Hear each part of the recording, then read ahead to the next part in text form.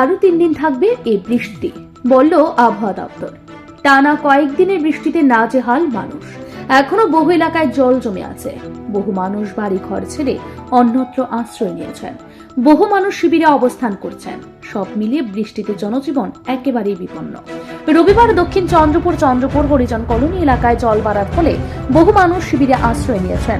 দীর্ঘ সময় হরিজন কলোনি এলাকায় আগরতলা পুর নিগমের তথাকথিত স্মার্ট সিটির পাম্প বন্ধ হয়ে থাকার ফলে জল নিষ্কাশনে কোনো ব্যবস্থাই গ্রহণ করা হয়নি। পাশাপাশি দক্ষিণ চন্দ্রপুর আড়ালিয়া বাঁধটি এখন বিপদ সীমায় এসে হাজির হয়েছে। প্রশাসনের তদারকির অভাবে প্রশাসনে খামখেয়ালিপনার ফলে বাঁধে ফাটল দেখা দিয়েছে। বাঁধের বেশ কিছু অংশ জল ভেঙে যাচ্ছে।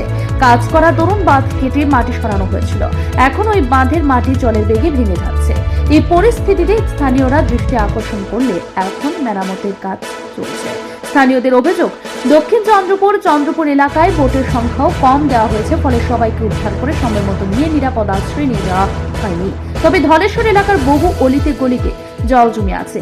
এইসব এলাকার লোকজন ঘর থেকে বের হতে পারছেন না। একই অবস্থা পশ্চিম প্রতাপপুর এলাকায়। এখনো বহু মানুষ জুয়েল ক্লাব এলাকায় শিবিরে আশ্রয় নিয়েছেন। তবে বৃষ্টিতে মানুষ ঘর থেকে বের হতে পারছেন না, তাতে করে কাজকর্ম এক প্রকার বন্ধ হয়ে আছে। ফলে মানুষের বাড়ছে দুর্ভোগ। রিপোর্ট ঋদ্ধি নেটওয়ার্ক।